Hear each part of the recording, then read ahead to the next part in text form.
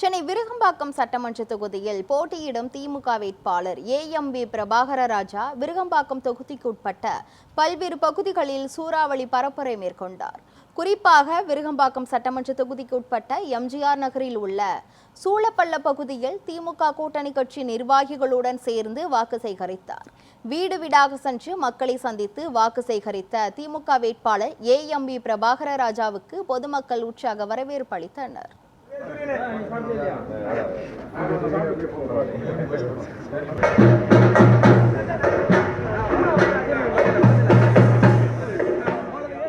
சட்டமன்ற தொகுதியில் கடந்த 15 நாட்களாக ஒவ்வொரு நாளும் வீடு வீடாக சென்று மக்களை நடந்தே சென்று வாக்குகளை சேகரிக்கிறோம். காலை 7 மணிக்கு தொடங்கினால் மினிமம் 2 மணி, இல்லை என்றால் அதிகபட்சம் 4 மணிக்கு எங்களுடைய பிரச்சாரத்தை முடித்த பிறகு மாலை 5 மணி தொடங்கி இரவு தேர்தல் விதிமுறைக்கேற்ப 10 மணிக்கு முடித்து விடுகிறோம். பின்பு ஒவ்வொரு நாளும் மக்களை ஒவ்வொரு பகுதியிலும் இன்று சாலிகிராம் என்று சொன்னால் நாளை நெசப்பாக்கம், விருகம்பாக்கம், கோயம்பேடு என்று பிரித்து பகுதி கழக செயலாளர்கள், வட்டக்கழக செயலாளர்கள் உடனோடு தோழமை கட்சி நண்பர்களோடு சேர்ந்து இந்த பிரச்சாரத்தை தொடங்கி கொண்டிருக்கிறோம். இன்று சூளைப்பள்ளம் என்ற பகுதி ஒரு அடர்த்தியான மக்கள் இருக்கக்கூடிய பகுதி.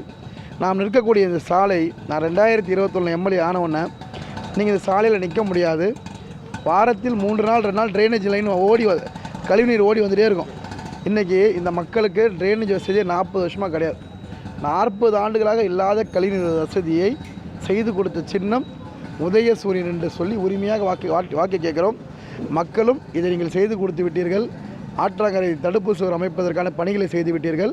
பட்டா மட்டும் மீதி இருக்குது, அதையும் கொடுத்தீங்கன்னா நாங்கள் ரொம்ப மகிழ்ச்சி ஆகிடுவோன்றாங்க. நிச்சயமாக முதலமைச்சர் அந்த மகிழ்ச்சியான செய்தியை உங்களுக்கு தருவார்கள் என்று சொல்லி தான் ஒவ்வொரு வீடாக நாங்கள் வாக்கு